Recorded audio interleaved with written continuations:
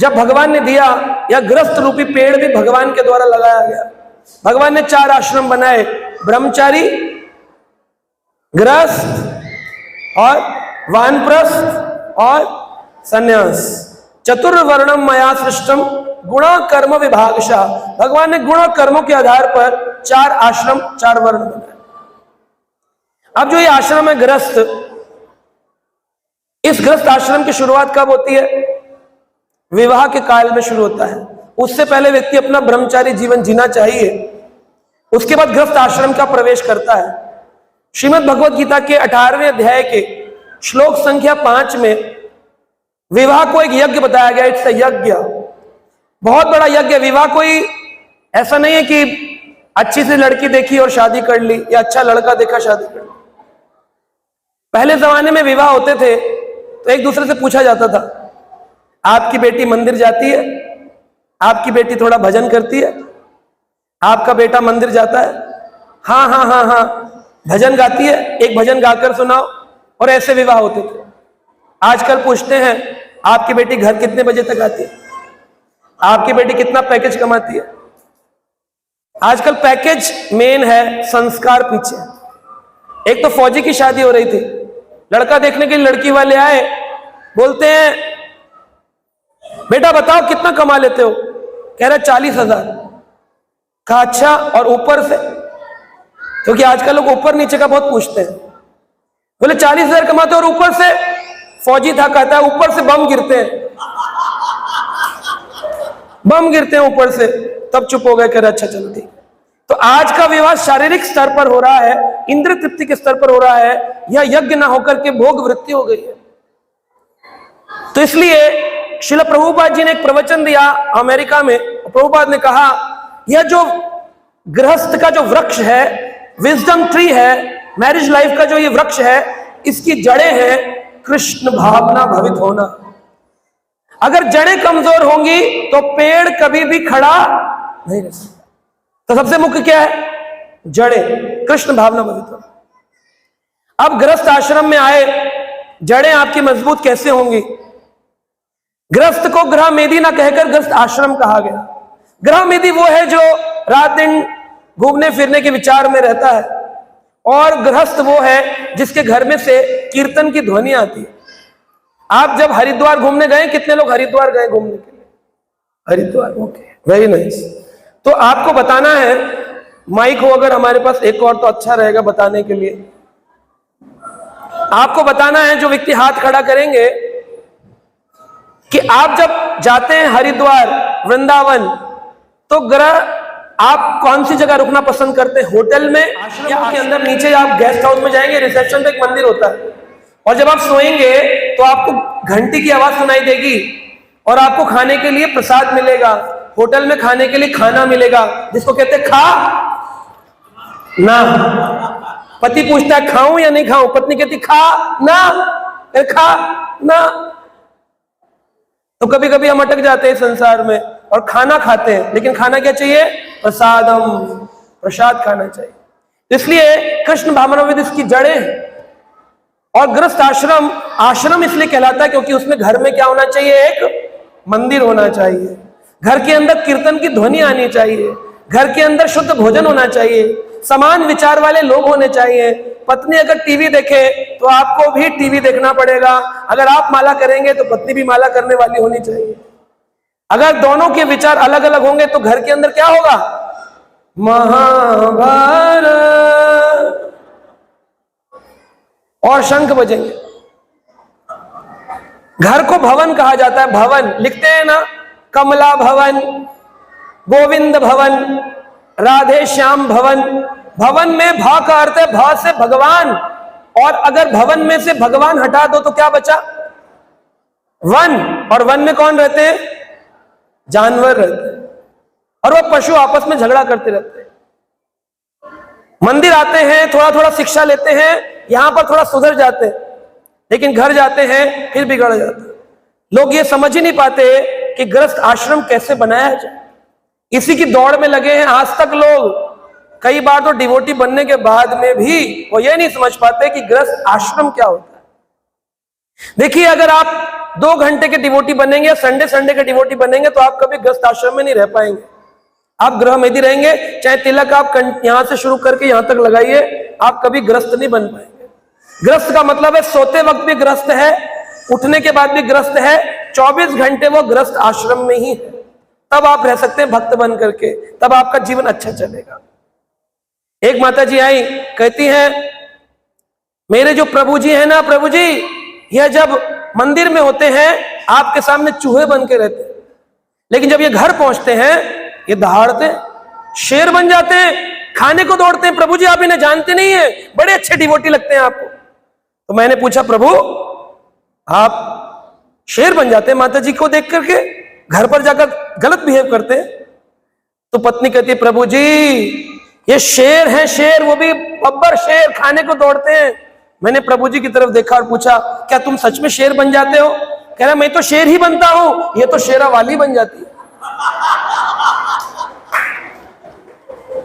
अभी तो ऐसी स्थिति उत्पन्न है गृहस्थ जीवन के अंदर कि लोगों का जड़ जो है, मूल, उसमें पानी नहीं गया। इसकी मूल, जब विवाह होता है तो विवाह के समय 7 संस्कार दिए जाते हैं, जिन्हें 7 फेरे कहते हैं। 7 फेरों को 7 संस्कार कहा गया। अगर ये 7 नियम, पता नहीं आप में से कितनों को याद है, कितने लोग तो पता नहीं पत्नी के साथ आए कि नहीं, अकेले आए होंगे, तो वो तो याद करना भी नहीं चाहेंगे, लेकिन उनको 7 संस्कार याद रहने चाहिए। 7 नियम पंडित जी ने बोले थे जब आपका विवाह हुआ था। याद है? किसको याद है कोई महानुभव? जिसकी पिछले साल शादी हुई होगी उसको भी याद नहीं होगा, क्योंकि उस समय तो ये लग रहा होता है ना, जल्दी से हो जाए तो मैं अपनी लाइफ खुशी लाइफ हो जाए। तभी तो कार्ड बांटने जाते हैं घरों में, आइएगा आइएगा मैरिज में, और घोड़े के ऊपर नाच रहे होते हैं, बैठे बैठे नाच रहे होते हैं, नीचे लोग नाच रहे होते हैं और बड़े खुश हो रहे होते हैं, आज मेरी शादी है। और जब वो नाच खत्म होता है तो लोग पूछते हैं, ये दूल्हा इतना क्यों खुश हो रहा है? कहा, क्योंकि इसके बाद ये हस्बैंड हो जाएगा। दूल्हा जब तक क्या है, ब्रह्मचारी था, घोड़े पर बैठा है, नाच रहा है, खुश हो रहा है, तो लोग पूछते हैं क्यों खुश हो रहा है? बोले क्योंकि इसके बाद ये हस्बैंड हो जाएगा। बोले हस्बैंड का मतलब? बोले हंसना बैंड हो जाएगा इसका, ये हंस नहीं पाएगा। बोले जो हंसे उसका घर बसे, जो हंसे उसका घर बसे, और जिसका घर बसे क्या फिर दोबारा हंसे? तो हंसना मुश्किल हो जाता है उसके लिए। लेकिन अगर 7 नियम हम डाल लें, शास्त्रिक नियम, जो वैदिक नियम है, यह नियम ही हमारे वैदिक गृहस्थ जीवन की जड़ है, मूल है। तो 7 फेरे बताए गए। एक बार एक पति ने अपनी पत्नी से पूछा, बोले जो 7 फेरे आपने लिए थे, आपने तो उस टाइम हाँ हाँ कहा था कि मैं बड़ी पवित्रता से आपका साथ दूंगी, आपकी सेवा करूंगी, क्या हो गया? तो मैं अब उसमें से एक भी नियम याद नहीं है। कहती, मैं तो उस टाइम भी नहीं मानती थी उन नियमों को। कहा, तो आपको बोलना चाहिए था कि मैं नियम नहीं मानूंगी। कहा, अरे सबके सामने मैं बहस थोड़ी करती, मैंने उस टाइम हाँ हाँ कर दिया, लेकिन मानने वाली थोड़ी थी। तो इस तरह से लोग विवाह के बंधन में आ जाते हैं, कोई किसी के कहने में आ जाता है। तो हम ये 7 नियमों को चर्चा करेंगे।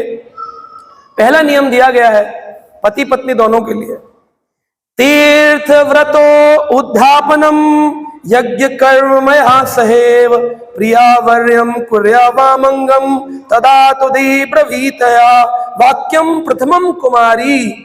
इस शब्द का अर्थ है, पहला नियम है कि हे प्रभु, हम गृहस्थ जीवन में प्रवेश कर रहे हैं, पत्नी और पति दोनों मिलकर के, दोनों की जिम्मेदारी है।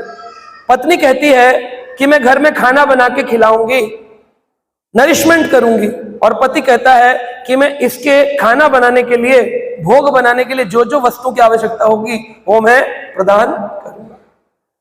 अब पति अगर वस्तु प्रदान ना करे, कई बार लोग डिवोटी बनते कहते हैं कि प्रभु जी अब तो डिवोटी बन गए, पत्नी की इच्छा पूरी करना जरूरी है क्या? शास्त्र कहते हैं, श्रीमद् भागवत के 3रे स्कंद के अंदर कर्दम मुनि, जिन्होंने बहुत अधिक तपस्या करी, और उनकी पत्नी मनु महाराज के 5 संतानों में से एक संतान देवहूति माता, जब उनका विवाह हुआ, देवहूति माता ने उनको कभी ये नहीं बोला कि आपका विवाह मुझसे हुआ है, थोड़ा बात तो करो, टाइम तो निकालो। यहां तो डिवोटी माता भी झगड़ा करती है, टाइम नहीं देते हो। तो डिवोटी माता को भी सोचना पड़ेगा और डिवोटी प्रभु को भी सोचना पड़ेगा। उन्होंने कभी नहीं पूछा कर्दम मुनि से कि आप मुझे टाइम क्यों नहीं देते हो। कई वर्ष जब बीत गए, बिल्कुल थिन एंड लीन, बिल्कुल दुबली पतली जब हो गई, तो एक दिन कर्दम मुनि ने पूछा तुम कौन हो। तो कहती हैं अरे आपको याद नहीं, मेरे पिताजी आए थे और उन्होंने आपसे मेरा विवाह करवाया था। कहा अच्छा, मुझे तो याद नहीं है। कहा आपको याद नहीं, ब्रह्मा जी आए थे और उनके आशीर्वाद से मनु महाराज मेरे पिता ने आपको मुझे प्रदान किया। कर्दम मुनि कहते मैं तो इतने साल तपस्या में बिता दिया, मुझे याद नहीं कि तुम मेरी पत्नी हो, लेकिन अगर तुम मेरी पत्नी हो और अब मुझे भगवान के दर्शन हो गए तो मैं तुम पर कृपा करके तुम्हारे लिए वो सब कुछ उत्पन्न करूंगा जो एक गृहस्थ व्यक्ति को देना चाहिए अपनी पत्नी। उन्होंने मन की गति से चलने वाला एक विमान बनाया जिसमें हजारों कुंड थे, हजारों दासियां थी और वो मन की गति से चलता था। हमारा डीजल फ्यूल, एयर फ्यूल कुछ नहीं चाहिए था, मन की गति से चलने वाला। और उन्होंने अपनी पत्नी के लिए संपूर्ण अलंकृत वस्तुएं प्रदान करी और कहा आप प्रसन्न चित्त रहो और जितना भोग करना चाहते हो करो। उन्होंने कहा वो सब तो तैयार है, लेकिन मेरा शरीर एकदम जर्जर हो गया है, क्या ये आपको आकर्षित करेगा। तो उन्होंने कहा चिंता मत करो, मैं अपने तपोबल से तुम्हें पुनः युवा बना दूं। और कर्दम उन्होंने देवहूति माता को पुनः युवा बना दिया, एकदम स्ट्रांग, एकदम सुंदर सुकुमारी बन गई। तो देवहूति माता ने उस चीज को बहुत सराहना करी कि आप मेरे पति हैं और आपने बड़ी कृपा करी, परंतु अब मैं आपसे एक कृपा चाहती हूं। क्या? मुझे यह बताइए कि जीवन का असली मकसद क्या है। तो उन्होंने कहा देखो तुमने बहुत साल गुजार दिए, पहले तुम अपने जीवन में संतान उत्पत्ति करो, क्योंकि गृहस्थ जीवन में स्त्री शब्द का अर्थ है विस्तार। कई बार लोग डिवोटी बनने के बाद में कहते संतान नहीं पैदा करेंगे, इस चक्कर में तो फिर हम भजन नहीं कर पाएंगे। गृहस्थ आश्रम का मतलब है विस्तार, स्त्री शब्द का अर्थ है विस्तार। भागवत कहती है स्त्री का मतलब है एक्सपेंशन, उनको संतान उत्पन्न करनी ही चाहिए, लेकिन कौन सी संतान? कृष्ण भावना भवित संतान। कुत्ते बिल्ली पैदा नहीं करने। श्रील प्रभुपाद जी कहते थे no dogs and hogs, devotee children होने चाहिए। भागवत के 5वें स्कंद के 5वें अध्याय के 17 नंबर श्लोक 18 नंबर श्लोक में आता है मातृ न शिष्यात, पितृ न शिष्यात, सजनो न शिष्यात, गुरु न शिष्यात। मां को मां नहीं बनना चाहिए, पिता को पिता नहीं बनना चाहिए, गुरु को गुरु नहीं बनना चाहिए, जब तक वो अपने परिजनों को भगवान का भक्त ना बना सके। कहते हैं जननी जने तो भक्त जने, या तो जने वो सूर। शूर का मतलब है सूरवीर, जो देश के ऊपर नौछावर हो जाए, या तो भक्त हो। दो ही कैटेगरी बताई है, जननी जने तो भक्त जने, या तो जने वो सूर, नहीं तो जननी बांझ रहे क्यों खोती है नूर। उसको और पैदा करने के लिए अलाउ नहीं किया गया। यहां पर हम लोग पता नहीं कौन सी रेस में लगे हैं। एक के घर में हम गए थे, उनसे पूछा, बोले आइए प्रभु जी आपको अपना घर दिखाते हैं। घर दिखाया, घर के अंदर ऑक्सफोर्ड की बुक्स रखी हुई, विल यू बिलीव, ऑक्सफोर्ड की बुक्स रखी हैं घर के अंदर। मैं हैरान हो गया, मैंने कहा अरे आपके बच्चे क्या ऑक्सफोर्ड में पढ़ते हैं? कह रहे नहीं नहीं प्रभु जी कल ही प्रेप में ज्वाइन करवाया है। ये क्यों रखी है? बोले मेरा सपना है बच्चा बड़ा होकर के ऑक्सफोर्ड में जाए, ये प्लानिंग है। ये क्या माता बनने के लिए बोला गया या ऐसा पिता बनने के लिए बोला गया? मान लीजिए अगर वो बच्चा डांसर बनना चाहेगा, क्रिकेटर बनना चाहेगा, और आप तो ऑक्सफोर्ड में पढ़ाना चाहते हैं, आप उस बच्चे का गला घोट देंगे। अपने हाथों से माँ बाप मार डालते हैं, मेरा सपना पूरा कर, और घरों में हो रहे हैं महाभारत। बच्चे भाग रहे हैं घर छोड़ के, माताएं भाग रही है घर छोड़ के, सेपरेशन हो रहे हैं। डाइवोर्स के जो लॉयर है फोन करते कह रहे प्रभु जी आजकल धंधा बढ़िया चल रहा है, आजकल बहुत बढ़िया चल रहा है। छोटी छोटी बात पर ईगो लेकर लड़ाई झगड़े हो जाते हैं, सेपरेट हो जाते हैं, बहुत प्रॉब्लम है। कैसे गुजारा करें? पेड़ की जड़ है कृष्ण भावना भवित, उसमें पानी नहीं डाला, उसमें पोषण नहीं किया, पूरा का पूरा गृहस्थ जीवन खत्म हो जाएगा। आप सोचेंगे आपने अच्छा काम किया, लेकिन आपने अच्छा काम नहीं किया। अगर आपका बच्चा बहुत बड़ा इंजीनियर बन गया लेकिन वो माला नहीं करता, भगवान का नाम नहीं जपता, तो आपने केवल एक मांस के पिंड को पैदा किया है, मांस का पिंड पैदा किया है, और इसका पाप लगेगा, क्योंकि शास्त्र ने आपको इजाजत नहीं दी थी इसके अलावा कुछ और उत्पन्न करने की। भगवान ने गीता में कहा, अगर तुम अपने काम को भी मेरी सेवा में लगाते हो तो वो एक भक्ति का मार्ग है। धर्म अविरुद्धो कामो अस्मि, भगवान गीता में कहते हैं, धर्म के विरुद्ध ना हो तो वह काम भी मैं, यानी संतान धार्मिक होने ही चाहिए, ये नियम दिया गया। तो कर्दम मुनि ने अपनी पत्नी के लिए सेवा करी और पत्नी ने अपने पति की सेवा करी। जब पति जीवन छोड़ करके अपना ग्रस्त जीवन, उन्होंने कहा मुझे एक पुत्र संतान की प्राप्ति हो जाए, फिर आप वानप्रस्थ हो जाना, वन को चले जाना, 50 साल की आयु, और उसके बाद वन की ओर अनुगमन करना चाहिए। एक पुत्र प्राप्त हुए कपिल देव भगवान, उन कपिल देव को पाकर के देवहूति माता ने कहा ठीक है आप जाइए, अब आपको अलाउड है जंगल में जाना। यहां पर 70 साल का आदमी भी अगर मंदिर जाना चाहे, पत्नी कहती क्या मंदिर जाओगे, बैठ जाओगे, बच्चों को ख्याल नहीं है, कब्र में चला जाएगा, उससे अच्छा मंदिर में चला जाए। ना बच्चे समझते हैं, ना माँ बाप समझते हैं, ना पत्नी समझ रही है। अरे वानप्रस्थ की उम्र 50 बताइए, 51 हिंदी की गिनती कहते, 51, 52, 57, अब तो जावन। सरकार भी 60 पे रिटायर कर देती है, फिर भी लोग घरों में लगे हुए हैं। We are planning for something extra. प्रभु जी आजकल पर्सनैलिटी डेवलपमेंट सोच रहे हैं, you are wasting your life. तो ग्रस्त जीवन 50, कलयुग का मान लो 55, इससे ज्यादा लंबा नहीं खींचना चाहिए। वन की ओर जाओ, छोड़ दो बच्चों का मोह, भगवान की ओर जाओ, तब वानप्रस्थी है। और ग्रस्त में रहो तो बच्चों को भक्त बनाने का अपना समय लगाओ। इंजीनियर डॉक्टर तो किस्मत में लिखा होगा तो बन ही जाएंगे, उसके लिए विशेष प्रयास नहीं करना पड़ता। किसी के जीवन में दुख बिना मांगे आते हैं तो सुख भी बिना मांगे आएंगे। तो पत्नी का कर्तव्य घर में भोजन बनाए, पति का कर्तव्य है कि वो भोजन के लिए धन एकत्रित करे। यहां पति पत्नी दोनों ही नौकरी पर चले जाते हैं, और बच्चे कहां जाते हैं? बच्चे फिर मॉल में घूमते हैं, पिक्चर देखते हैं, और कई जगहों पर तो उनको इंजेक्शन लगा करके छोटे बच्चों को सुला दिया जाता है। माता भी पैसे कमाती है और प्रभु भी पैसे कमाते हैं, दोनों के पास टाइम ही नहीं है बच्चे को देखने का। कोई संस्कार नहीं है, घरों में कोई गीता नहीं पढ़ी जा रही। मुसलमान घरों में रोज कुरान पढ़ते हैं, क्रिश्चियन लोग हर संडे को बाइबल पढ़ाने चर्च ले जाते हैं, लेकिन सनातन धर्मी अपने बच्चों को कम से कम एक हफ्ते तो मंदिर लाना चाहिए, हफ्ते में एक बार। कौन सा नियम है हमारा? वह नियम भी छूटा हुआ है। फिर हम कहते हैं हम ग्रस्त हैं। कहां से ग्रस्त हैं? हम ग्रह मेधी हैं। हमने घर को होटल बनाया हुआ है जहां पर टीवी चल रहा है, पिक्चर चल रही है, गाने चल रहे हैं, इंजॉइंग चल रही है, पार्टी चल रही है, भगवान का कोई लेना देना नहीं। लेकिन भवन में से अगर भगवान चले गए तो केवल वन बचता है। इसलिए जीवन को अच्छा चलाएं। आज का जीवन बदल गया। पहले जमाने में लोग पति पत्नी एक दूसरे को नाम से नहीं पुकारते थे, पत्नी भी पति को प्रभु जी कहकर बोलती थी, और प्रभु जी अपनी पत्नी को बच्चों का नाम लेकर, हे कृष्णदास की माँ, ऐसे बुलाते, नाम लेकर नहीं बुलाते थे, इतनी इज्जत होती थी। इसीलिए यशोदा का नाम व्रज में देवकी है, शास्त्रिक नाम देवकी है, और कुंडली में देवकी लिखा है। लेकिन यशोदा कैसे पड़ा कि नंद बाबा ने कहा कि बुलाएंगे कैसे?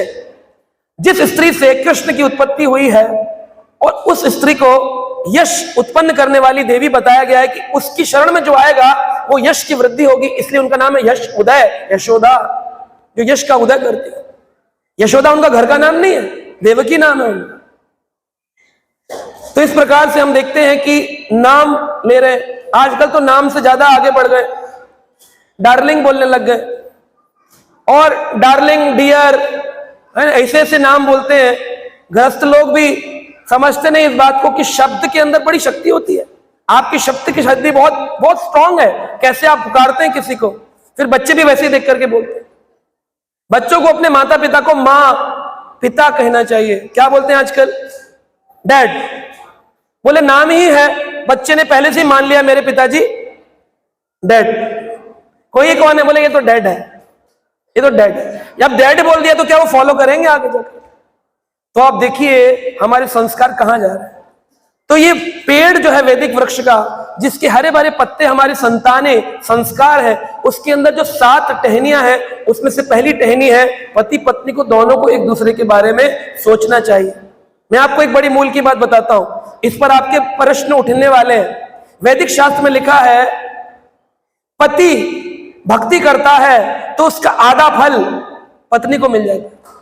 अगर पति ने 4 धाम यात्रा कर ली तो पत्नी को अपने आप में 2 धाम की यात्रा मिल गई, उसको जाने की जरूरत नहीं।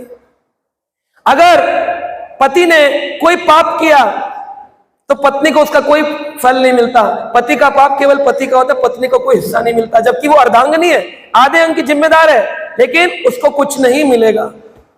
अब पत्नी की साइड से देखते हैं, पत्नी ने अगर कोई पाप किया तो उसका आधा भाग प्रभु जी को मिलेगा, और पत्नी ने जितनी भजन किया उसका 1 भी रुपया पति को नहीं मिलने वाला। प्रभु जी ऐसे रह जाएंगे ठन ठन गोपाल। यानी अगर माता जी मंदिर में आती है और आप सोचते हैं ये तो जा ही रही है ना मंदिर, प्रभु जी हम तो ऑफिस में बिजी रहते हैं ना, इसका आधा तो हमें मिल ही जाएगा ना, कुछ नहीं मिलेगा। और पत्नी ने अगर पाप कर दिया वो आधा मिलेगा। देखिए कितना बड़ा ये शास्त्रिक नियम लगाया भगवान ने। अब इसमें एक एस्ट्रिक मार्क में एक छोटा छुपा हुआ रीजन है। अभी मैं ऑस्ट्रेलिया में था पिछले हफ्ते, तो वहां भक्तों ने यह प्रश्न पूछा कि प्रभु जी अगर ऐसा हुआ तो पति पर तो बहुत बड़ी जिम्मेदारी है, यानी अगर भजन करे आधा पत्नी ले जाए, पाप करे उसी पे रह जाए, पत्नी भजन करे कुछ ना मिले, पत्नी पाप करे आधा मिल जाए। कह रहे पति तो बेचारा मर गया, उसके ऊपर दब गया वो तो भजन से इतना। तो बोला प्रभु जी इसका कोई रूल बताइए, कोई रूल तो होगा। मैं कहा एक रूल है इसमें। तो ऑस्ट्रेलिया के भक्त बड़े प्रसन्न हुए, बोले क्या रूल है प्रभु जी?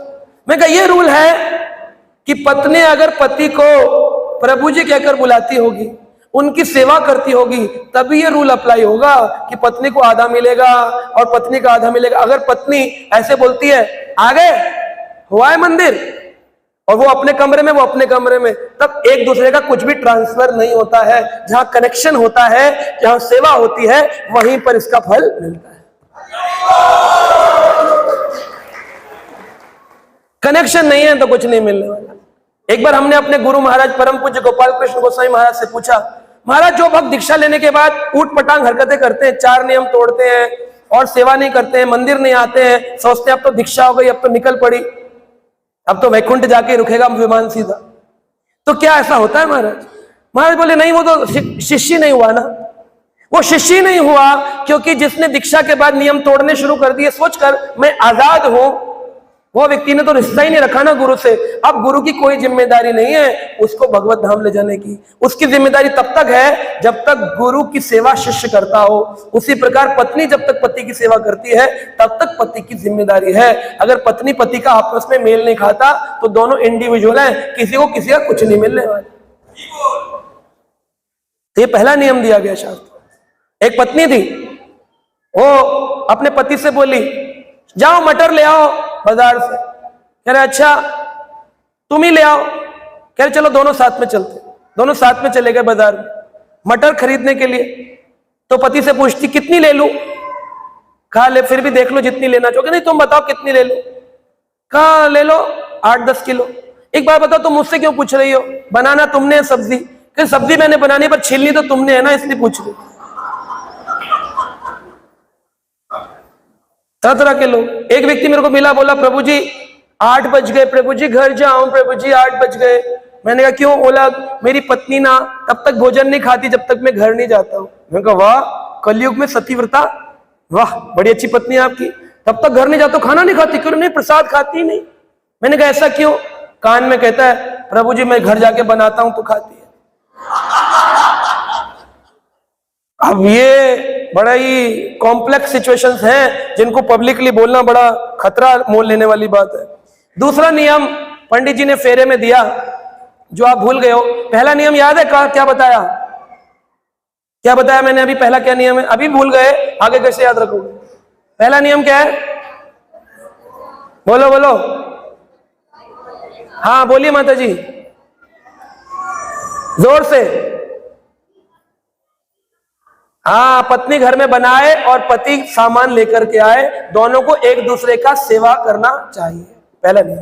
दूसरा नियम दिया है कि अगर पति की तबीयत खराब हो जाए तो पत्नी ऐसा ना कहे किस बीमारी से पाला पड़ गया है, पता नहीं कौन सा मैंने ऐसा काम किया था, ये आ गया मेरे जीवन में, बीमार हो गया है। या पति कहे पत्नी बीमार हो गई है मेरा जीवन खराब हो गया है। बीमार हो तो उनको एक दूसरे को छोड़ना नहीं चाहिए। मान लीजिए किसी की टांग कट गई शादी के बाद, किसी को कोई बीमारी हो गई तो क्या छोड़ देना चाहिए? लोग इसी बात पे छोड़ देते हैं। एक जगह मैं प्रवचन देने गया, सोसाइटी थी बहुत बड़ी, पता चला वहां पे सब ऑफिसर्स लोग रहते, नेवी, मैराइन इंजीनियर्स, ऐसे लोग। मैं लेक्चर दे रहा था, इतने में आवाज आई, मैं तेरा खून पी जाऊंगा, मैं तेरा खून पी जाऊंगा। मैं कहा ये कहां से साउंड इफेक्ट्स आ रहे? तो भक्त लोग भागे कि प्रवचन खराब हो रहा है प्रभु जी का, वो भागे इधर उधर ढूंढा, पता चला एक सोसाइटी के घर के अंदर दोनों आपस में चाकू ले रखा था और खून पीने वाले थे। भक्त लोग पहुंच गए, भक्तों ने कहा खून मत पियो, चरणामृत लाए इसे पी लो, और खून पीने से बचा दिया। प्रश्न पूछने पर पता चला क्यों खून पी रहे हैं कुछ, बोले ये ना शादी के बाद पता चला ये संतान पैदा नहीं कर सकती है, इसको प्रॉब्लम है, इसलिए अगर संतान ही नहीं दे सकती है इसने शादी क्यों करी। अब उसको क्या पता कि वो संतान पैदा नहीं कर सकती। इस बात पे वो कह रहा था पुरुष जो कि मैराइन इंजीनियर था कि मैं चाकू मारकर इसको खत्म कर दूंगा आज। वो माता जी बहुत दुखी हुई, बाद में वो अलग हो गई और फिर बाद में वो आती रही मंदिर में, लेकिन उनका जीवन दुखदायी हो गया। ऐसे लोग जो पत्नी को त्याग देते हैं या पति को त्याग देते हैं इस कारण से, बीमारी के कारण, पांडु महाराज इसके उदाहरण है। कुंती माता ने अपने पति पांडु को जो पीलिया के मरीज थे कभी उनका त्याग नहीं किया, उनकी सेवा करी। यह सोचा नहीं अरे संतान तो उत्पन्न नहीं कर सकता। पांडु महाराज को श्राप मिला था किंडम ऋषि से कि अगर तुमने कभी सहवास किया अपनी पत्नी के साथ तो तुम्हारी उसी समय मृत्यु हो जाएगी। लेकिन पांडु महाराज के बीमार होने पर भी कुंती माता ने कभी उनका संग नहीं छोड़ा, कभी संग नहीं छोड़ा। तो इस प्रकार से यह नियम है कि बीमार हो, परेशान हो, अगर द्रौपदी ने इस बात को बताया 16,108 रानियों को, जो भगवान कृष्ण की 16,108 रानियां हैं, रुक्मिणी, सत्यभामा आदि, उन्होंने पूछा हमारे तो एक पति है कृष्ण और तुम अकेली द्रौपदी, तुम्हारे पति हैं 5, तुम अकेली 5 को मेंटेन कर लेती हो, हम 16,108 मिलकर एक को मेंटेन नहीं कर पा रहे, आप बताओ ना ऐसा क्या नियम है। तो द्रौपदी ने बताया कि स्त्री को कैसा होना चाहिए, स्त्री को परछाई के जैसा होना चाहिए। इधर अगर ये लाइट पड़ रही है तो अगर मैं यहां हूं तो मेरी परछाई कहां होगी? सुबह के समय, बोलते हैं जब सुबह 10 बजे सूरज की परछाई होती है तो आगे होती है, दोपहर के 12 बजे साइड में होती है और शाम को 5 बजे पीछे होती है। तो कभी चेक करके देखिएगा, परछाई घूमती है, सुबह आगे, दोपहर में साइड में और शाम को पीछे। स्त्री को ऐसा ही होना चाहिए कि पति पत्नी दोनों आपस में एक दूसरे की परछाई बन के रहे। अगर कोई तकलीफ आए तो पत्नी आगे आकर के उसकी हेल्प करे, अगर प्रॉब्लम आए तो साइड में आकर के हेल्प करे, ज्यादा प्रॉब्लम आए तो पीछे आकर के हेल्प करे। ऐसे ही पति को पत्नी का, पत्नी को पति का सेवा करना चाहिए। ऐसा नहीं होना चाहिए अब मैं वैराग लेने वाला हूं, तुम तड़पती रहो, मैं तो जा रहा हूं। चैतन्य महाप्रभु ने 24 साल पे लिया था, मैं तो 23 पे ले लूंगा, तुम्हें त्याग दूंगा। मैं चैतन्य महाप्रभु का फॉलोअर बनना चाहता हूं। चैतन्य महाप्रभु की तरह प्रचार कर सकते हो, चैतन्य महाप्रभु की तरह तुम्हारे में गुण है, लेकिन बस कॉपी मारकर पत्नी से पीछा छुड़ाना ये ठीक नहीं। और पत्नी भी बोले मैं झांसी की रानी बनना चाहती हूँ, मैं भी प्रचार में निकलूंगी, बच्चों का ख्याल तुम रखो, दोनों ही गलत हैं अगर वो अपनी जिम्मेदारियों से भागते हैं। तो कृष्ण भावना भवित होना है, लेकिन इसका मतलब ये नहीं है कि प्रिस्क्राइब ड्यूटीज को छोड़ दिया जाए। ये नियम दिया गया। दूसरा नियम, तीसरा नियम क्या दिया गया? तीसरा नियम दिया गया लॉयल्टी का नियम दिया गया। लॉयल होना चाहिए पत्नी को और पति को, पति को पत्नी का लॉयल होना चाहिए। आजकल लॉयल्टी टेस्ट किया जाता है, 99% लोग फेल हो जाते हैं, उनमें पत्नी का कोई लॉयल्टी नहीं होती और पत्नी को पति की कोई लॉयल्टी नहीं होती है। लॉयल्टी को क्या बोलते हैं? हाँ, हिंदी में क्या कहते हैं लॉयल्टी को? वफादार मैंने नहीं बोला, क्योंकि वफादार तो कुत्ते भी होते हैं, इसलिए वफादार शब्द इस्तेमाल नहीं किया। हमें लॉयल शब्द को इस्तेमाल करना चाहिए। लॉयल होना चाहिए। लॉयल होने का क्या मतलब है? बोले लॉयल होना चाहिए, महात्मा गांधी की पत्नी से सीखना चाहिए। कस्तूरबा गांधी को एक बार कस्तूरबा गांधी ने एक पुस्तक लिखी है, my biography by Kasturba Gandhi.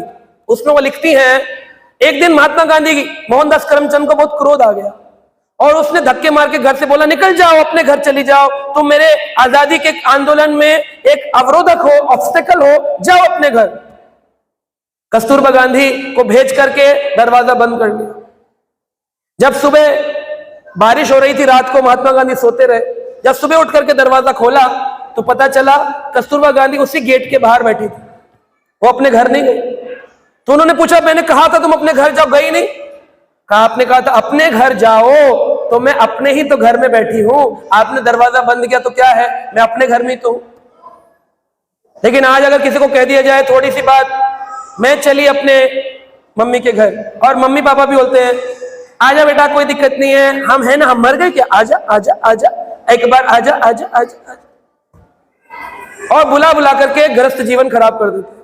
लेकिन माता पिता को बोलना चाहिए, बेटा तुम्हारे प्रारब्धिक कर्म है, तुम्हें ही भोगने पड़ेंगे, अपने भगवान को केंद्र बनाओ और अपने जीवन में जो कुछ भी आता है कृष्ण कृपा से उसको निकाल दो। जॉर्ज बुश से पूछा गया, आपने 25 साल शादी के निकाल दिए। जॉर्ज बुश जानते हैं ना कौन थे? हाँ जी, हाँ, यूएस में थे। उनसे पूछा गया, प्रधान थे, क्या आपने 25 साल शादी की कैसे निकाल दिए? हाँ, जॉर्ज बुश कहता है, हम लोग खाना खाने जाते हैं, हम लोग घूमने जाते हैं, हम लोग कपड़े खरीदने जाते हैं, हम लोग आउटिंग्स पर जाते हैं, लेकिन वो बात अलग है, वो सोमवार को जाती है, मैं मंगलवार को जाता हूं। लेकिन ये वैदिक जीवन नहीं है कि स्त्री कहीं और घूम रही है, पुरुष कहीं और घूम रहा है। दोनों को साथ में भगवान के केंद्र घर में बनाना चाहिए और अपने आसपास जो केंद्र हो उसमें अपना जीवन लगाना चाहिए। भगवान के प्रचार में अपने बच्चों को, अपने मोहल्ले में, अपने पड़ोसियों को जिस जारे देखे तारे कहे, कृष्ण उपदेश हमारा आज्ञा गुरु होइए तारे ही देश। कृष्ण भक्ति का प्रचार करना चाहिए। आपका आचरण ऐसा होना चाहिए, पड़ोसी पूछे आप लोग इतने खुश कैसे रहते हैं? बोले हम लोग ना भजन करते हैं इसलिए खुश है। लेकिन असलियत में होता क्या है? पड़ोसियों जो आसपास होते हैं वो देखते हैं बिना नहाए माता जी ऐसी घूम रही है, बोलते आप लोग तो इस्कॉन जाते हैं ना? हाँ, संडे को, आज तो मंडे है ना, हम लोग थके हुए हैं थोड़े से। प्रभु जी माला कर रहे हैं, हरे कृष्णा, बच्चे को थप्पड़ लगा रहे, हे गौरांगा, ध्यान से पढ़ाई नहीं करता है, हरे कृष्ण। घरों में कृष्ण गौरांगा राधा पिट रहे हैं, भक्तों के घर नाम तो रख लिए बच्चों के गौरांगा कृष्ण, लेकिन उनको पिट रहे हैं। माता पिता कर्तव्य है, बच्चों को मारना नहीं चाहिए। इतना अधिक प्रेम कर सकते हो उतने प्रेम से उनको शिक्षा देनी चाहिए। जहां आप में मारने पीटने लग गए, आप भौतिक हो गए, आप भक्त नहीं रहे। तो लॉयल्टी अपने परिवार में पुरुष को पत्नी के प्रति और पत्नी को पुरुष के प्रति रखनी चाहिए। पहले जमाने का नियम था कि जो गुरुजी होते थे उन गुरुजी को प्रभु जी फॉलो करते थे, यानी पतिदेव फॉलो करते थे। उसके बाद पत्नी पति को फॉलो करती थी, और उसके बाद जो बच्चे होते थे वो पत्नी को यानी मां को फॉलो करते थे। आज के जमाने में लोगों ने सब कुछ बिगाड़ दिया। गुरुजी कृष्ण को नहीं पूछते, पिताजी गुरुजी को नहीं पूछते, पत्नी पिताजी को नहीं पूछती, बच्चे माताजी को नहीं पूछते, सारा गड़बड़ हो गया। आप समझे श्रृंखला क्या है? एक कड़ी है पूरी। एक बहुत बड़े सन्यासी ने मुझे बताया था, अफ्रीका में प्रचार करते हैं कि अगर अपने गृहस्थ जीवन को अच्छा बनाना चाहते हो, इस लाइन को पकड़ लो। गुरुजी कृष्ण का भजन करें, पिताजी यानी पतिदेव गुरुजी का भजन करें, पत्नी पिताजी यानी प्रभु जी का भजन करें, यानी पतिदेव का भजन करें, उनकी सेवा करें, और बच्चे माता जी का सेवा करें। इस तरह से ये पूरी लाइन हैप्पी फैमिली बन जाती है, खुशहाल परिवार होता है। लेकिन जिन घरों में ये लाइन टूटी हुई है वहां पर कुछ नहीं हो सकता, कुछ नहीं हो सकता। वहां पर फिर क्या है, सबकी अपनी अपनी यात्रा है, कोई किधर कोई किधर कोई किधर। अगर जीवन में कोई कष्ट आ जाए, मान लो पत्नी खराब निकल गई या पति खराब निकल गया, वो बहुत शराब पीता है, या पत्नी एक खराब वचन बोलती है और बिल्कुल नियम पालन नहीं करती है, ऐसी स्थिति में क्या करे? कैसे कृष्ण कृष्ण भावना भावित बनाए? श्रील प्रभुपाद जी कहते हैं सबकी अपनी अपनी यात्रा है। एक ट्रेन की जर्नी में आप चढ़े, उसमें हो सकता है पैसेंजर अच्छे मिले, हो सकता है बुरे मिले। अगर बुरे पैसेंजर मिले तो भी क्या आप ट्रेन से उतर जाते हो? आप ट्रेन में बैठे रहते हो, सहन करते हो कि नहीं करते हो? ऐसे ही अगर पैसेंजर रूपी पति पत्नी अगर गलत भी मिल जाए तब भी उसी गाड़ी में बैठे रहो, दोनों का अपना अपना डेस्टिनेशन है। जब आएगा तो अपने पैसेंजर अपने आप अपने अपने गंतव्य पर उतर जाने, उसके लिए इतना भयभीत होने की जरूरत नहीं है। ये बहुत लंबा जीवन नहीं है, 50, 60 साल 70 साल का जीवन होता है। उस जीवन के लिए इतनी भागदौड़, इतनी लड़ाई झगड़े करने की आवश्यकता नहीं है। तो ये नियम, लॉयल्टी का नियम शास्त्र में दिया। चौथा नियम दिया गया है, बताते हैं कि फैमिली जो होती है, परिवार, परिवार के साथ खड़ा होना चाहिए। खाली पत्नी पति का संबंध नहीं होता है, पत्नी के साथ परिवार का भी संबंध होता है। दो लोगों का संबंध नहीं है, दो परिवारों का संबंध है। तो उनके परिवारों का ख्याल रखना चाहिए। पत्नी को उनके पिता, अपने पति के जो माता पिता हैं, उनके जो परिजन हैं, उनके प्रति भी अच्छा व्यवहार करना चाहिए। लेकिन कभी कभी आजकल लेडीज बोलती हैं, ऐसा घर मिले जहां सास ना हो तभी तो मैं सास ले पाऊंगी।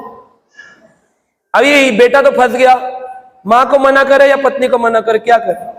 ऐसा घर हो जहां सांस ना हो ताकि मैं सांस ले सकूं। हर सांस में हो सिमरन तेरा, है? हर सांस में कि हर सांस में? हर सांस में हो सिमरन तेरा, यूं ही गुजर जाए जीवन मेरा। लोग अपनी सास का बहुत स्मरण करते रहते हैं हर टाइम। एक सास ने सुबह सुबह देखा, नई नई शादी हुई लड़का लड़की की, बेटा बहू, कि बेटा बहू आराम कर रहे हैं, मैडम फरमा रही है आराम, 10 बज गए हैं, दिन निकल आया है। तो सास ने सोचा घर की सफाई मैं कर दूं। तो सास ने झाड़ू उठाई और घर की सफाई करने लगी। घर की सफाई कर रही थी तो बेटे ने देखा, माँ आप सफाई कर रही हैं, झाड़ू मुझे दीजिए, मैं करूंगा। बोली नहीं नहीं बेटा तू जा, मैडम का ख्याल रख, माता जी का ख्याल रख, अपनी पत्नी का ख्याल रख, मैं सफाई करूंगी। बेटा बोला नहीं मैं, बोला मैं। आवाज इतनी जोर की, पत्नी उठ गई। कहती क्या शोर मचा रखा है आप लोगों ने सुबह सुबह, मैं। हाँ? बोले नहीं, माँ कह रही है कि मैं झाड़ू लगाऊं और मैं कह रहा हूं कि मैं लगाऊं, अब आप बताओ कौन झाड़ू लगाए? तो पत्नी अगर अच्छी होती तो कहती मैं लगाऊं, लेकिन उसने क्या कहा, अरे आप लोग लड़ाई क्यों करते हैं, सोमवार को आप लगा लिया करो, मंगलवार को मम्मी लगा लिया करेंगी, मैं तो नहीं लगाऊंगी, मैं तो आराम ही करूं।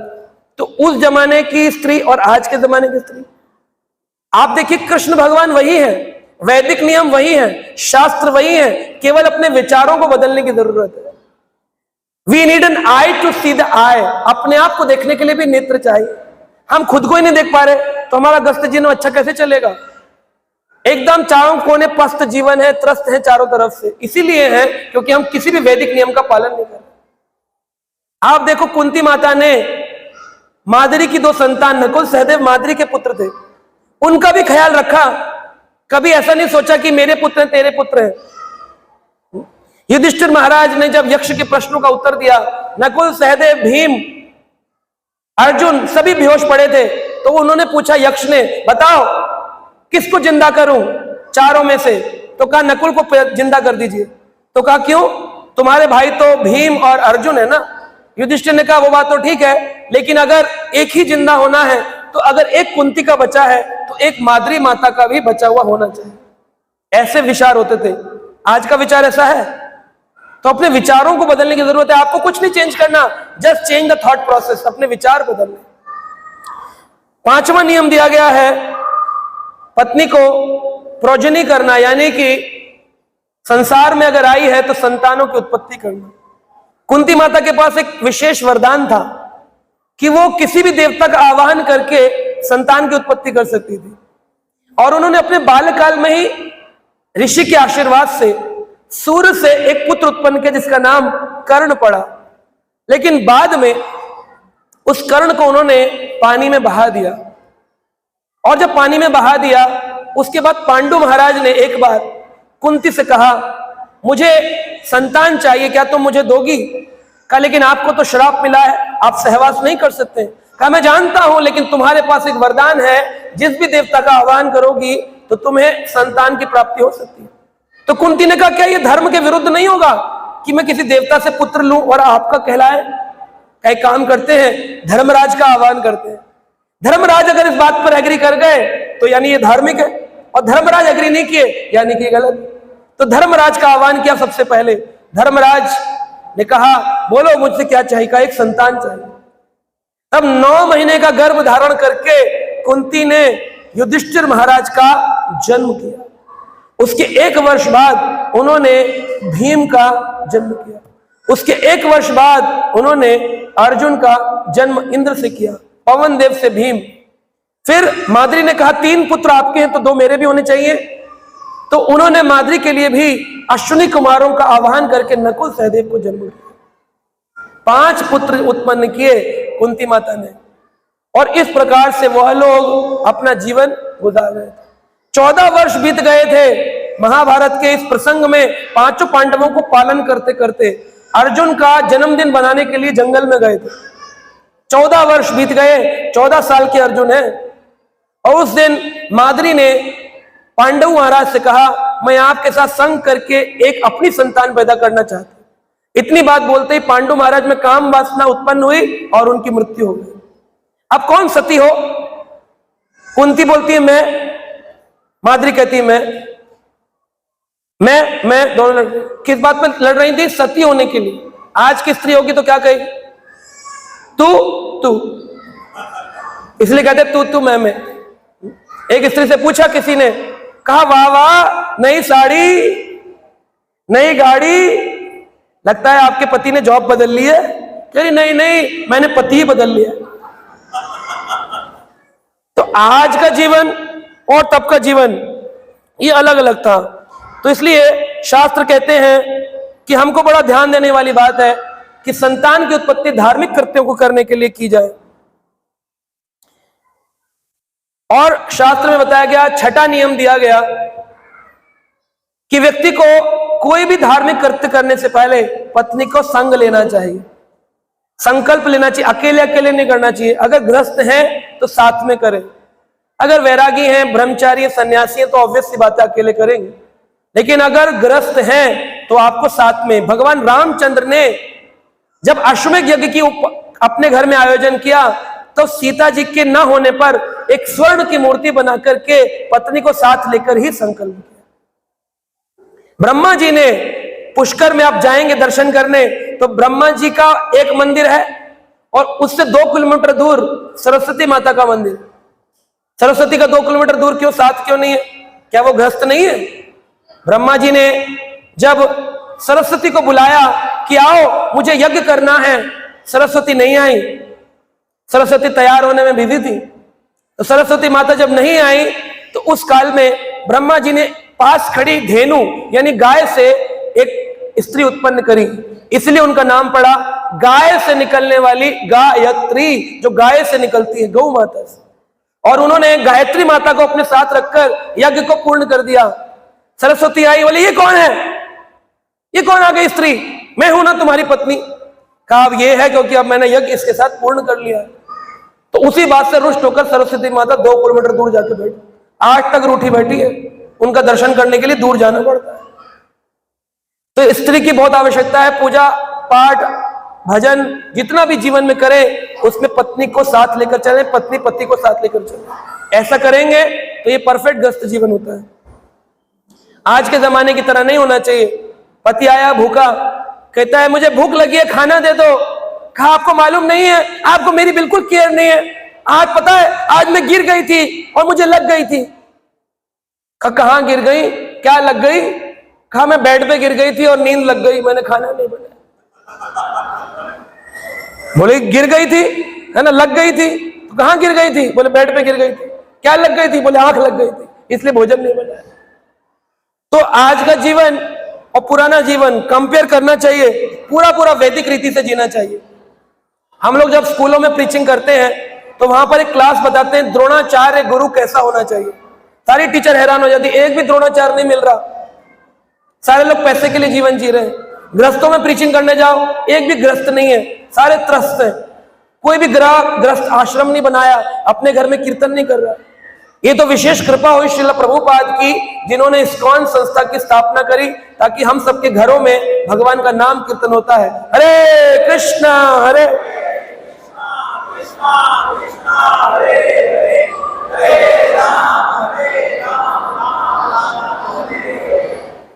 ऐसा होना चाहिए। भगवान का नाम का भजन का कीर्तन दूर दूर सुनाई देना चाहिए। एक बार मुझे याद है, सन 2002 या 3 की बात है, मैं एक घर पे गया था, वो डिवोटी है, उन्होंने अपने घर में एक मंदिर बनाया, कक्ष के अंदर राधा कृष्ण का बहुत सुंदर मंदिर बनाया है, और उनके घर में वह रोज सुबह 8 बजे भागवत कक्षा करते हैं। 70 साल के थे अभी, तो मुझे मालूम नहीं, मिला नहीं बहुत समय से वो जीवित है या नहीं है। रोज कथा करते थे 8 बजे सुबह, और जब कथा पूर्ण होती थी 9 बजे तो उनकी पत्नी खाना बनाती थी, अड़ोस पड़ोस में जितने भी लोग रहते हैं उनको प्रसाद खिलाते थे। डेली का नियम था, किसी से कोई फंड्स नहीं मांगते थे, किसी से कुछ नहीं बोलते थे, केवल उनका कर्तव्य था भगवान की सेवा करना। रोज मंगल आरती होती थी, तो पड़ोसी लोग बोलते थे देखने में घर लगेगा, लेकिन घर के अंदर एक कक्ष में मंदिर बनाया है। प्रभुपाद जी चाहते थे हर इस्कॉन के डिवोटी के घर के अंदर एक ऐसा मंदिर हो जो आसपास के लोगों को, जो तड़पे हुए लोग हैं, उनको आप अपने आचरण से प्रचार करके दिखाएं।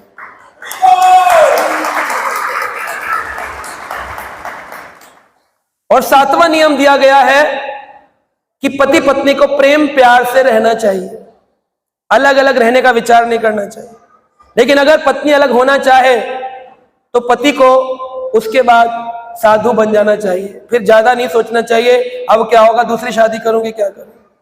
कहते हैं अगर पत्नी साथ दे तो सन्यासी बनने की जरूरत नहीं है। प्रभुपाद जी ने कहा अगर गृहस्थ आश्रम में पत्नी सहयोग करे तो गृहस्थ में रहते हुए भी व्यक्ति सन्यासी ही, गृहस्थ सन्यासी, अगर वो प्रचार करता है उसको सन्यास की आवश्यकता नहीं। लेकिन अगर वो पत्नी लड़ाई झगड़ा करके छोड़कर चली गई है और वो पत्नी के वियोग में रो रहा है, हाय मेरी पत्नी कब आएगी, हाय मेरी पत्नी कब आएगी, इसका मतलब ये लंपट व्यक्ति आसक्त है, ये अभी ग्रस्त नहीं है, ये भक्त नहीं, ये लंपट है, ये आसक्त है। हाँ, ऐसा बताया गया। एक बार हमारे एक आचार्य हैं इस्कॉन के, वो बता रहे थे, बोले मैं एक जगह कथा करने गया तो वहां पर एक ज्योतिषी व्यक्ति आए, तो बोले मेरी कथा पूरी हुई थी और लोग कथा से ज्यादा ज्योतिषियों के चक्कर काटते हैं कि बताओ कुंडली देख करके मंगल भारी है कि शनि भारी है। तो लोग बोलते हैं अरे ना मंगल भारी ना शनि भारी, तुझ पर तेरी पत्नी भारी है। तो वो नियम बताते हैं, ये कर लो वो कर लो, ऐसा कर लो, मूंगा पहन लो, पुखराज पहन लो, गोमेद पहन लो, ये गंडा बांध लो, ये तावीज पहन लो, बताते रहे। तो बोले मैं समझ गया ये पाखंडी आ गया ज्योतिषी कथा के बीच में, अब अपना ये पाखंड फैलाएगा। तो पाखंड फैलाने लगा। तो जो व्यक्ति जिसने कथा ऑर्गेनाइज करी थी वो कह रहा था, गुरुजी आप बताइए ना, सुना है कि शादी विवाह का जो संबंध है ये 7 जन्मों का होता है, 7 जन्मों का होता है, तो आप बताइए ना मैं और मेरी पत्नी अपने पूर्व जन्मों में क्या क्या थे। तो ज्योतिषी ने गुरुजी की तरफ देखा, तो हमारे इस्कॉन के महाराज कहते हैं मैंने उसकी तरफ देखा, उसने मेरी तरफ देखा, तो मैंने इशारा में कहा करो करो अपना पाखंड करो। तो उसने अपना पाखंड प्रारंभ किया। कहता है पहले जन्म में तुम हाथी और हथनी थे। अच्छा हाथी हथनी थे, मैं सूंड से पानी डालता था बड़ा खुश हो रहा था। फिर क्या बने हम? बोले फिर तुम तोता मैना बने, तोता मैना बड़ा खुश हो रहा था। फिर क्या बने? बोले बकरा बकरी बने, हाँ बकरा बकरी, हाँ बड़ा खुश हो रहा था। 7 जन्म बता रहा था ना, तो ज्योतिषी उसको पाखंड में बता रहा था 7 जन्मों में तुम ये बने ये बने ये बने। बोले फिर अब 7वें जन्म में तुम पति पत्नी बने हो। लेकिन गुरुजी बता रहे थे कि उसने जब कथा ऑर्गेनाइज की पता चला उसकी पत्नी पहले ही 8 साल पहले छोड़कर चली गई है। तो बोले मुझसे रहा नहीं गया, मैंने कहा बहुत पाखंड हो गया, तो मैंने उसकी बात को काटा ज्योतिषी की और कहा ज्योतिषी महाराज ये जो आप बता रहे हैं 7 जन्मों का, 7 नहीं हुआ ना, 6.5 हुआ। तो बोले 6.5 कैसा हुआ? एक में हाथी बने, एक में तोता बने, एक में बकरी बने, एक में ऊंट बने, एक में गाय बैल बने, अब मनुष्य बने हैं ना। बोले नहीं नहीं इसमें तो पत्नी भाग गई ना 8 साल पहले, तो 6.5 हुआ ना, 7 जन्मों का किसी। ज्योतिषी सर खुजा ये कोरा ढोंग है, कोई 7 जन्म का चक्कर नहीं होता है, कोई भी 7 जन्म का चक्कर नहीं है। जब पाप बढ़ जाते हैं तब दुख जीवन में आते हैं, जब पाप बढ़ जाते हैं तब दुख जीवन में आते हैं। ऐसे ही आपने जब पैसे चुकाने, लोन लेते हैं ना, कहीं से लोन लिया है 10 लाख रुपए बैंक का, 20 लाख रुपए, जब आप बहुत लोगों का ऋणी हो जाते हैं तब आपके जीवन में विवाह आता है, तब आपके जीवन में विवाह आता है। ऋण चुकाने के लिए विवाह बनाया गया, प्रकृति का नियम है। हंसी हंसी खिलाते रहो परिवार को, बस 5,000 रुपए मंदिर में डोनेशन मांग लिया जाए तो कहते हैं पत्नी से पूछकर बताएंगे, लेकिन पत्नी बोले 5 लाख रुपए का गहना दिलवा दो, तब किसी से नहीं पूछते आकर। ये ऋण चुकाने के लिए विवाह कराती है प्रकृति, कष्ट देने के लिए। इसमें सुख है ही नहीं। जब तक उसमें कृष्ण नहीं है वह गृहस्थ जीवन कभी सुखी नहीं हो सकता। एक बार एक व्यक्ति डॉक्टर के पास गया, डॉक्टर साहब मेरे 3 दांत टूट गए हैं। डॉक्टर ने बोला ऐसा क्या हुआ 3 दांत टूट गए? बोले कल मेरी पत्नी ने बहुत कड़ी रोटी बनाई, इतनी कड़क रोटी थी। तो बोले अरे इतनी कड़क रोटी थी तो मना कर देना चाहिए था कि मैं नहीं खा सकता, मेरे दांत टूट जाएंगे। बोले मैंने वही तो किया, मना किया, इसलिए 3 टूट गए। तो आप जो है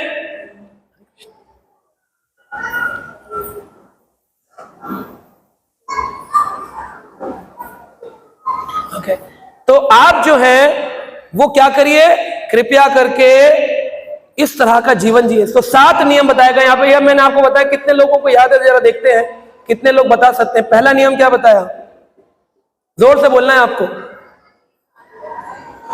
हाँ यस कम ऑन एवरीवन, हरी बोल। हाँ फर्स्ट, पत्नी खाना बनाए और पति खाने के लिए अरेंजमेंट करे। पत्नी अगर नौकरी करती है तो ये कृपा है पति के ऊपर। पत्नी की जिम्मेदारी नहीं पैसा कमाना, पति की जिम्मेदारी पैसा कमाना। पत्नी की कोई जिम्मेदारी नहीं, लेकिन खाना बनाना पति की कोई जिम्मेदारी नहीं, पत्नी की जिम्मेदारी है। संस्कार परिवार में प्रदान करना। विशर्वा ऋषि की संतान था रावण, कैसे हो गया पता है आपको? रावण कोई इतना गंदा व्यक्ति नहीं था जैसा हो गया। विशर्वा ऋषि का संतान था, तपस्या करता था रावण, कुंभकर्ण, विभीषण।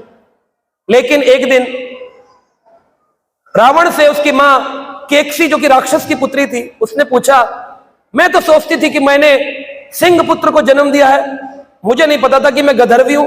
गधर्वी यानी गधी हूं, मैंने एक गधे को जन्म दिया है। कहा मां मुझे गधा क्यों कहती हो?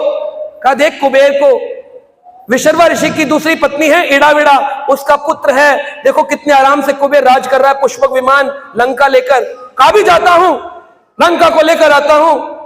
बोली इतना सरल नहीं है। उसने कुबेर ने तपस्या करी है, तपस्या करके पाया। तू भी ब्रह्मा की तपस्या कर, तब तुझे कुबेर का धन मिलेगा, पुष्पक मिलेगा, लंका सोने की मिलेगी। तो इड़ा विड़ा से द्वेष करके केकसी राक्षसी ने अपने बच्चों के अंदर तपस्या के संस्कारों को जला दिया और राक्षसी संस्कारों को दिया। यानी ऋषि का पुत्र, तो जिम्मेदारी किसकी हुई संस्कार देने की? मां की कि पिता की? मां की। कई बार मां बोलती तुम्हारी जिम्मेदारी नहीं है, संस्कार देना केवल मां की जिम्मेदारी। पिता की जिम्मेदारी उसको गाइड करना, लेकिन संस्कार रोटी कौन बनाता है? मां बनाती है। अगर मां अच्छा अन्न नहीं बनाएगी तो बच्चों में अच्छे संस्कार नहीं आएंगे। मां फिल्मी गाने गाते गाते बनाएगी तो फिर फिल्मी गाने वाले बच्चे बनेंगे। मां जब गर्भ धारण करती है, पिक्चरें देखेगी तो बच्चे भी पिक्चर देखने वाले हों। मां गर्भ में अगर कथा सुनेगी, जब गर्भ धारण करती है तो बच्चे भी कथा सुनने वाले होंगे। एक बच्चा पैदा होते ही बोला कितने आदमी थे? पता चला मां 16 पिक्चर देख के आई, शोले पिक्चर देख के। बच्चा पूछा कितने आदमी थे? बंबई में तो एक केस पकड़ा गया, अखबार में आया था। बच्चा रोए जा रहा है, रोए जा रहा है, रोए जा रहा है, रोए जा रहा है, रोए जा रहा है। बोला इतना क्यों रो रहा है बच्चा? डॉक्टर ने सारी दवाई वैक्सीन सब दे दिया, बच्चा शांत नहीं हो रहा। बाद में पता चला, बोले आप ऐसा क्या काम करती थी गर्भ के समय जो कि बच्चा रो रहा है? वही डिमांड कर, इसकी डिमांड है, वो डिमांड पूरी करो। बोली मैं पिक्चर देखती थी, घूमने जाती थी। आपकी कोई नियम, कोई लत? बोली हाँ मैं स्मोक करती हूँ, सिगरेट पीती हूँ। हाँ। बच्चे को डॉक्टर ने एक कंपाउंडर को भेजकर सिगरेट मंगाई, छोटे शिशु के मुख में सिगरेट लगाते ही बच्चे का रोना बंद। ये अखबार की खबर है, टाइम्स ऑफ इंडिया जैसे अखबार में। तो ये आज के कलयुग में ये हो रहा है। अभी तो कलयुग प्रारंभ नहीं हुआ है, केवल संध्या चल रही है। 5000 साल बीते, 4,27,000 साल का कलयुग बाकी है। अभी भी नहीं सुधरे तो कब सुधरोगे? आज नियम बदल लो कि अपने जीवन, अपने ग्रस्त जीवन के अंदर रोज 10 मिनट भगवान का कीर्तन होगा। अपने घर में रोज गीता के 2 श्लोक पढ़े जाएंगे, या रामायण की 2 चौपाई पढ़ी जाएंगी, या भागवत के 2 श्लोक पढ़े जाएंगे। रोज घर में मंगल आरती सुबह और संध्या आरती शाम को होगी। रोज घर में भगवान को भोग लगा के प्रसाद ही खाएंगे, बाकी संसारी छोले भटूरे नहीं खाएंगे। अगर ऐसे नियम बना लिए तो आप बच गए, वरना आपको नरकगामी होने से कोई नहीं रोक सकता। आप चाहे कितने भी अच्छे हो, आपको इसी संसार में पुनः पुनः आना पड़ेगा, जब तक आपने भजन खुद नहीं किया और आगे भजन नहीं सिखाया अपने बच्चों। तो 7 नियम फिर से पूछेंगे। पहला नियम क्या था? खाना बनाए और खाने के लिए सहयोग करे। दूसरा क्या है? भूल गए? हाँ माता जी बोलिए। हाँ,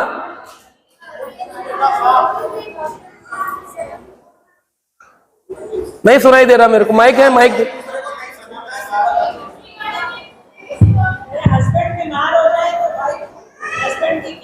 हाँ, अगर बीमार हो जाए तो हस्बैंड की केयर करे, और वाइफ बीमार हो जाए तो हस्बैंड भी केयर करे। ये ना हो केवल एक ही केयर कर रहा है, दूसरा नहीं कर रहा, दोनों केयर करे, छोड़कर नहीं जाना है। तीसरा क्या है? लॉयल्टी, लॉयल रहना है, वफादार रहना है, हाँ छोड़ना नहीं है। चौथा क्या है? परिवारों का भी ख्याल रखना है, खाली स्त्री पुरुष का नहीं, उनके परिवारों का भी ख्याल रखना है। पांचवा क्या है? संतान उत्पन्न करनी है। इधर वालों ने कुछ नहीं सुना, प्रभु जी लोग कह रहे हमें कोई मतलब नहीं है, हम तो वैसे ही रहेंगे, धाक के 3 पात, जैसे थे वैसे ही रहे। बताइए इधर वाले, बताइए पांचवा क्या नियम दिया? शादी नहीं हुई आप लोगों की? सब सन्यासी हैं? हाँ बोलो। संतान की उत्पत्ति करनी है। कोई भगवान का कोई प्रारब्ध अटका हो, संतान ना हो रही हो, अलग बात है, लेकिन गृहस्थ जीवन में संतान कौन सी होनी चाहिए? कृष्ण भावना भवित संतान होनी चाहिए। बच्चों को बचपन से ही माला जपना, कौमार आचरित प्रज्ञो प्रहलाद ध्रुव जैसा बच्चा बनाओ, ताकि भजन करे। इंजीनियर डॉक्टर तो प्रारब्ध से बनी जाएंगे, उसके लिए मेहनत करने की जरूरत नहीं। छठा क्या नियम दिया? हाँ जी, सारे आध्यात्मिक कार्य साथ में करने चाहिए, जैसे सीता जी, राम जी ने किया, ब्रह्मा जी ने, गायत्री माता, सरस्वती माता का प्रसंग सुना। और 7वां नियम इधर से बताएंगे कोई? हाँ जी, खाली पत्नी ही बोल रही है, पति तो प्रेम नहीं कर रहे इसलिए बोल नहीं रहे। पत्नी कह रही है प्रेम से रहना चाहिए। एक पत्नी ने, अपने पति की खूब लड़ाई होती थी, रोज हमारे पास आया, कहता है प्रभु जी घर में बहुत झगड़ा होता है, क्या किया जाए? मैंने कहा तारीफ करो। करे कैसे तारीफ करे? बहुत मोटी है, काली है, कैसे तारीफ करे? मैंने कहा क्यों? करे सामने जब पीली साड़ी पहनकर आती है तो ऐसा लगता है सरसों के खेत में भैंस खड़ी हो। तो मैंने कहा तो भी तारीफ तो करनी चाहिए ना, आखिर तुमने उसको पसंद किया है, जैसे भी करके शादी की है, तारीफ तो करो। करे ठीक है। घर गया, करे झूठी कर दो। मैं कहा झूठी कर दो, भागवत के 8वें स्कंद में बताया गया है, अगर स्त्री नर्म वाक्यशु, अगर स्त्री के साथ में रिश्ता जमाना है तो कभी कभी उसकी झूठी तारीफ भी बनती है। लग रही हो चाहे सरसों के खेत में खड़ी भैंस, लेकिन बोल दो तुम्हारे जैसे तो कोई नहीं, तो आपका रिश्ता चलता रहेगा। तो उसने कहा ठीक है प्रभु जी। घर गया, रोज लड़ाई करता था, नमक कम है, इसमें ये कम है, तुझे खाना बनाने नहीं आता, खूब लड़ाई झगड़ा होता था। लेकिन उस दिन बोला अरे ये रोटी थोड़ी है, ऐसा लग रहा है चंद्रमा का चकोर गोल, एकदम चंद्रमा जैसी। हाँ खीर, पर खीर थोड़ी है, चंद्रमा की चांदनी बरस रही है। हाँ, और सब्जी, अरे सब्जी थोड़ी है, साक्षात इसको लग रहा है कि सूर्य देव की कृपा से पकाया गया है, अग्नि देव ने इसमें ज्वलन उत्पन्न करी है। आहा क्या बनाया है। अंदर से डंडा निकाल के लाई, प्रभु जी फिर मारा मुझे। तो मैंने कहा क्यों? तारीफ करने पे क्यों पिटे? बोले तब पता चला, बोलती है रोज मेरी बुराई करते थे, आज एक दिन पड़ोसन से बनवाया और तुम तारीफ करने लग गए।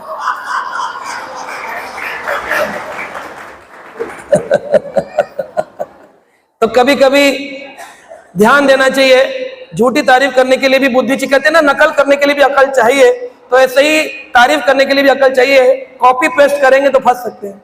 ठीक है, तो मैं यही समाप्त करूंगा। आप सबका बहुत बहुत धन्यवाद। हरे कृष्णा।